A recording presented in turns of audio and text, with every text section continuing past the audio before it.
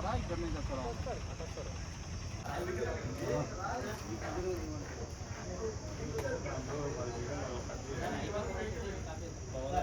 ఇది అయిపోయిన తర్వాత కొద్దిగా వాట్సాప్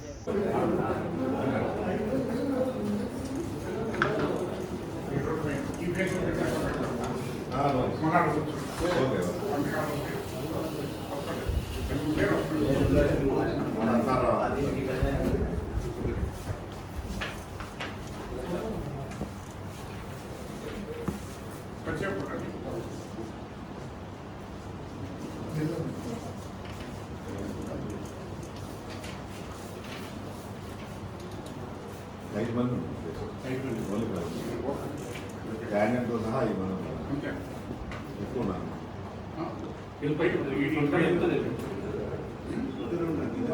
రావాలి.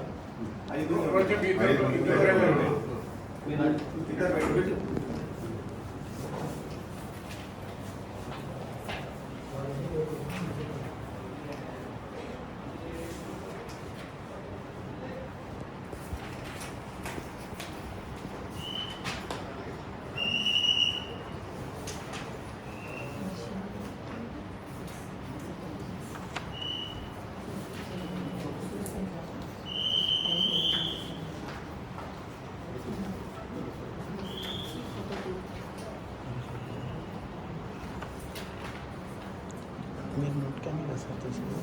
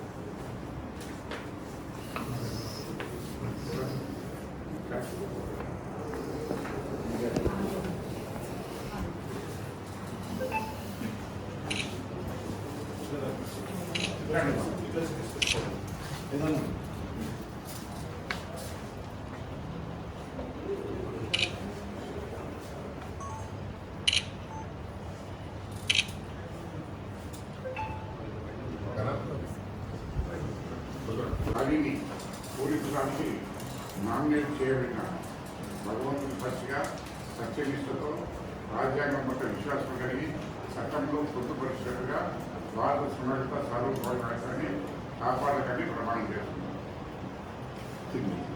రఘురామ్ రెడ్డి గట్టిపల్లి శాసనసభ్యుడిగా ఎన్నికకు ప్రమాణ స్వీకారం సత్యనిష్ట చేశారు. ఈ ప్రకారం భారత ప్రభుత్వ రాజ్యాంగం ప్రకారం నా ముందర నా కార్యాలయంలో టైం 11:23 గంటలకు 18 ఏప్రిల్ 24వ తేదీన చేశాను.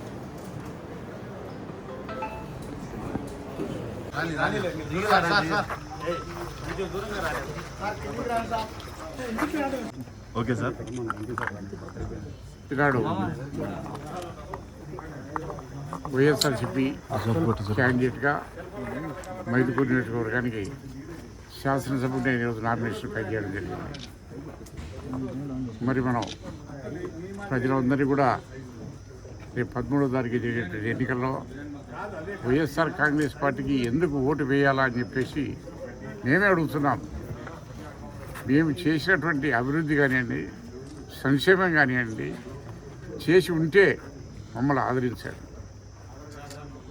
మరి ఒకటే చెప్తున్నాం, ఈ 5 సంవత్సరాల్లో క్రితం పాలన కంటే కూడా ఈ ప్రభుత్వంలో ఈ 5 సంవత్సరాల్లో ప్రజలందరికీ మేలు జరిగింది.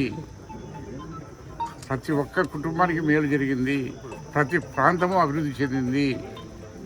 మనం పూర్వ ప్రభుత్వాల మాదిరి కేవలం కొంతమందికి మాత్రమే కాకుండా కులాలకు మతాలకు అతీతంగా, పార్టీలకు అతీతంగా అన్ని సంక్షేమ అభివృద్ధి కార్యక్రమాలు చేశామని గర్వంగా చెప్పుకుంటున్నాం. ఈరోజు ప్రజల ముందు గర్వంగా తిరుగుతున్నాం, గడప గడపకు తిరుగుతున్నాం. మేము చేసిన మంచిని చెప్తున్నాము, మమ్మల్ని ఆశీర్వదించాలని చెప్తున్నాం.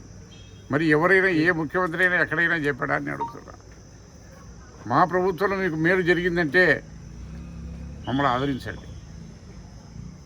మరి అదే రకంగా ప్రతి ఒక్క కుటుంబానికి లబ్ధి చేకూరే విధంగా పరిపాలన జరిగింది. ఇది ఒకటే కాదు అసలు. మరి డెవలప్మెంట్ చూసుకోండి, అభివృద్ధి కార్యక్రమాలు చూడండి.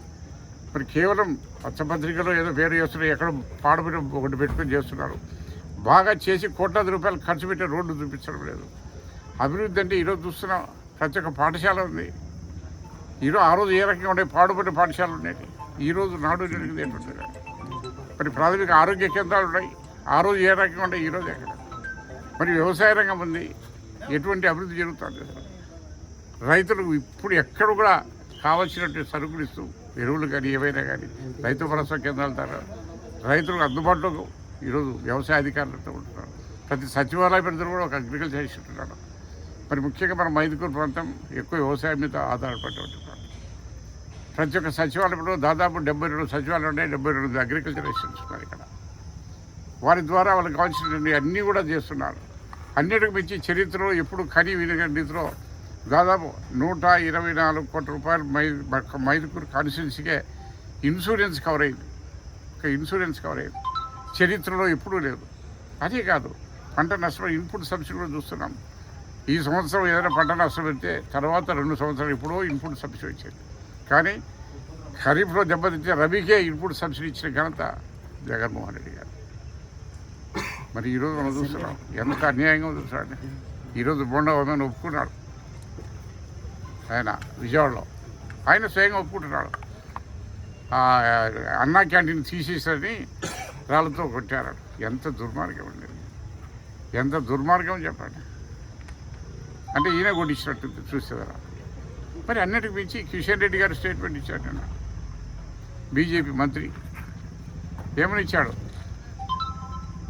ఎన్డీఏ ప్రభుత్వం అధికారంలోకి వస్తే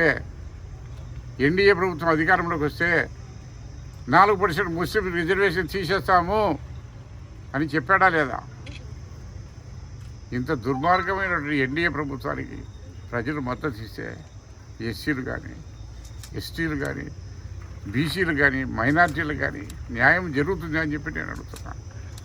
ఖచ్చితంగా ఈ ఆంధ్రప్రదేశ్లో 100% జగన్మోహన్ రెడ్డి గారు ఏప్రిల్ 10వ తారీఖున ముఖ్యమంత్రిగా ప్రమాణ స్వీకారం చేస్తున్నాడు. 100% ఇప్పుడున్నటువంటి సంక్షేమ పథకాలే కాకుండా ఇంకా కొన్ని మంచిగా లబ్ధి చేకూరే పథకాలు కానివ్వండి. మరి అదే రకంగా అభివృద్ధి కార్యక్రమాలు చూస్తున్నాం.